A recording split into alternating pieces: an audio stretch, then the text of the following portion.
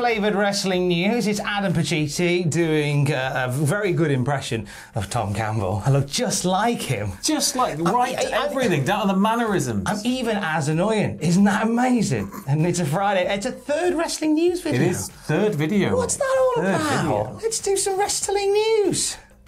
AEW have reportedly offered Adam Cole a contract. Future plans for Keith Lee have been revealed. And a legendary tag team almost reunited this month. We'll talk about that in a bit. Big news fresh off the Wrestling Observer with Dave Meltzer. Now, the very future of Adam Cole is in question at the moment after he had a contract extension in WWE that sees him good to the end of SummerSlam. From there, we don't really know. Adam Cole, maybe, basically. What's Dave said of the Observer today, sir? So he has reported that as a free agent, Cole would be able to start whenever and wherever he would want to if he decided to leave, as there are no non-competes for contract expirations. Those close to the situation have reportedly said that he's negotiating a new deal with NXT, but that AEW had made an offer as well, and he'd not agreed to either as of midweek, which is huge. I mean, it makes sense for AEW to be out there kind of, just making big offers to any and all free agents that they might be interested in. Adam Cole would, of course, be a huge get for AEW as a company. I don't know, there's so many matches and potential matchups and then prior connections with members of the roster, and of course, it would make too much sense for Adam Cole to go to AEW, which is why I'm just bracing myself. He's back with NXT. Well, Britt Baker has said in interviews that he's really happy where he is in NXT. He's happy with his position there. But part of me just thinks, I can't picture Adam Cole on the Raw and SmackDown roster full time being that successful. And that is nothing to do with the skill of Adam Cole. Unless, he is a really talented gentleman. That's it. Unless there's a massive shift in tone and presentation and, the product that WWE is wanting to offer. I don't know if Adam Cole's going to kind of become that next big Cena-level star or Michaels-level star or Brett-level star or Rock or Cena or Hogan or whoever under the current kind of the guidelines that they operate by. Yeah, certainly there's that opportunity within somewhere like AEW where he has got, obviously, his wife's there, his better half's there, and a lot of his mates are there as well, and there's some great stories to tell there. That being said, I wouldn't ever want to see the era be split up, and I'd well, not split up, but just blown properly apart, divided by company lines. It's just it's a tough one. It's a tough one. It's the idea. I think AEW would be a better place to get called up to than Monday Night Raw right now. Exhibit B on that is Keith Lee, who has been back on Monday Night Raw for the last couple of weeks. A bit of a rocky time for Keith on the main roster. Disappeared for a long while as well.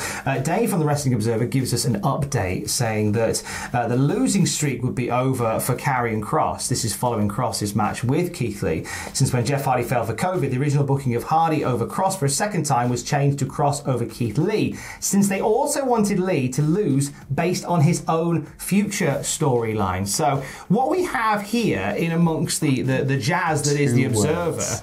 2 words there, right at the very end, future storyline. Because why is one I can't win a match storyline any good when you haven't got 2 I can't win a match storylines running at the same lemon and lime? I don't like the idea of Keith leaving on a losing streak. I don't. But the key word is future, and that means that they are looking ahead, and hopefully they do have a plan starting to fall in place for Keith Lee that will present him as the absolute monster that we know he can be. That the crowd is waiting for him to be. That they're just waiting for WWE to just allow him to do what he does best, which is just thoroughly entertain and absolutely destroy people. That's what people want to see. Exactly. Well, we won't forget about Keith. Definitely won't forget about Keith. Absolutely not. The place that chant was born, NXT, in the news today as well. And there was some conversation about NXT TakeOver 36. Dave in the Observer says there was some talk of moving TakeOver to Las Vegas and running at a major arena, with the idea so many fans will be in Las Vegas on Saturday for SummerSlam, they could draw a good crowd for Sunday. Thus far, far, it is still a no. With so little time left, those within NXT are under the impression it's the Performance Center in Orlando for a loaded show. Now, the problem is the key officials have to go to Las Vegas the week before TakeOver for the tryout camp, where they should be finalising the show and then fly back. So logistically, it's a bit of a nightmare for TakeOver. But I wonder whether it's because of the moving beast, the pivoting state of things in America with COVID, they're reluctant to have 2 shows in front of big crowds. This is kind of what I was thinking when I was reading this as well, is, well, one, the logistics of it's a bit of a nightmare. It may actually be easier for them, even though it's still going to be an absolute mess about, to get everybody over to Vegas and just have everybody centralised. But at the same time, 2 big events, anything could happen. What if all of a sudden, it can't go ahead in Vegas and they've moved it all out to Vegas and then they've got to move it all back? And I don't know. If they'd kind of had more foresight with it and had committed to it earlier, I could have seen this potentially happening, but I think it would have been moved a couple of weeks back rather than kind of now. Now it feels like it's just a little bit too close, yeah. AEW planning more TV shows, so Rampage has been announced, but there's a few more things in the pipeline, isn't there, Sam? Yes, so besides the shows that have already been announced, there's also, of course, the Rhodes family, Rhodes to the Top reality TV show. AEW and Warner Media have announced multiple shows in development that haven't been announced publicly yet. So Warner Media is looking to hire somebody on their end to be the creative liaison for AEW, as well as all of the TNT original scripted shows. But the key for the listing as a job is that AEW is the prime focus and the other Warner Media original series are secondary. So Warner Media is also looking to focus on helping AEW expand into ancillary businesses, including comic books, NFTs, EST distribution, more streaming, just growing the wider beast that always surrounds a wrestling promotion of the size of AEW. You do need all of that merchandising and all that marketing. But apparently they're looking for somebody who has experience at the executive level in television with a working knowledge or focus on wrestling. They're also looking for somebody with excellent connections in the entertainment world and somebody that can manage multiple projects under time constraints. And I've got one name for yous. Nick Khan. He seems to be doing wonders for WWE. He has all the connections. No, it just makes sense, as I said, as AEW continues to grow and grow and grow. WWE, you'll go into Forbidden Planet or Traveling Man, and you'll see WWE comics every now and then. You'll see just weirder and weirder bits of merch and homeware and all sorts of podcasts and affiliated content. That it just makes sense that they would have a liaison to be in charge of that. You mentioned homeware.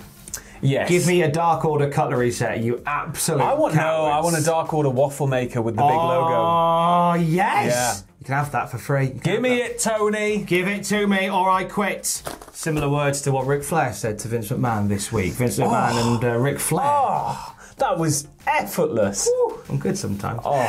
Ric Flair and Vince McMahon didn't see eye to eye on what was going on the wrestling, naming Charlotte Flair, and Rick has walked, or Vince has told him to quit. We can't quite tell which.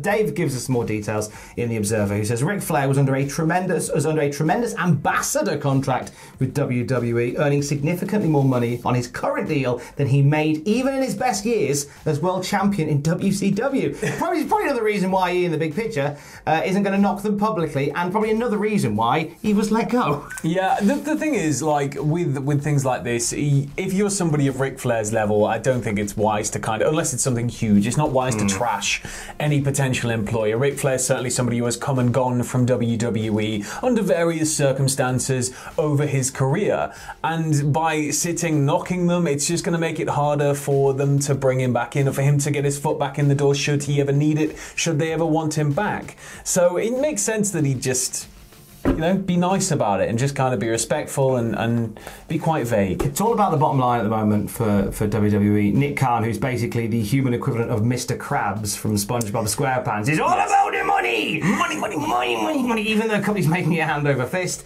they've got to get over that black line and get out of the red as much as they can. Find Al Lamar! This is a story that nearly was, could still be... Could still be. Please. Please, Mr. DDT. Please. Please. Takagi-san, please. Please. A legendary tag team nearly made their return this month. Who are we talking about, Sam? Yes, so Sanshiro Takagi noted that they were apparently trying to get international talent in for DDT, and that it's been difficult to get visas to bring in foreign talent, obviously with everything going on in the world. They apparently had a deal to bring in Rick and Scott Steiner for the 21st of August Peter Pan show at Fujitsu Stadium, but it won't be happening as they couldn't get working visas for them. They wrote, given these times, obtaining a visa is simply impossible, but more people need to book the Steiners, man. I don't think they've done enough. The big bad booty daddy and the dog-faced gremlin in 2020, I need to see it more. There's comebacks that we don't need. I've never seen either of them wrestle in person. I need to see them wrestle in person at some point. I just need more people to start booking them.